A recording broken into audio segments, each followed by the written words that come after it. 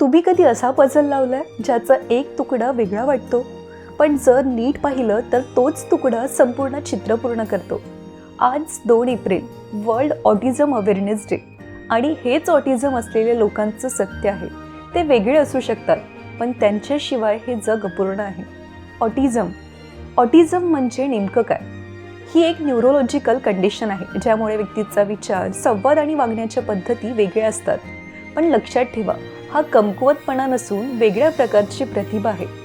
Autism कुणालाही होऊ शकतो हे संपूर्ण जगभरात दिसून येतं आणि प्रत्येक 100 मुलांपैकी साधारणतः 1 ते 2 मुलांमध्ये हे आढळतं. आता ऐका काही अमेझिंग फॅक्ट्स. ऑटिस्टिक लोक सुपर पॉवर घेऊन जन्माला येतात.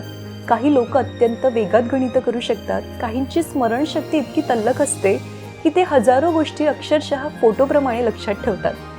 जगप्रसिद्ध संगीतातले दिग्गज ऑटिस्टिक होते.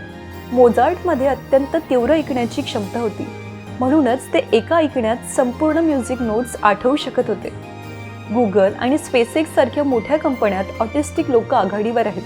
त्यांच्या अचूक विचारशक्ती आणि वेगळ्या दृष्टिकोनामुळे ते AI, सायबर सिक्युरिटी आणि सायन्समध्ये मोठी प्रगती करीत आहेत. आइन्स्टाईन आणि न्यूटन फक्त वैज्ञानिक नव्हते, तर ते ऑटिस्टिक असण्याचीही शक्यता आहे. दोघांमध्येही एक गोष्ट समान होती, ते वेगळ्या पद्धतीने विचार करीत होते, म्हणूनच त्यांनी जग बदललं. म्हणूनच ऑटिझम म्हणजे कमकुवतपणा नाही, तर ती एक अनोखी ताकद आहे.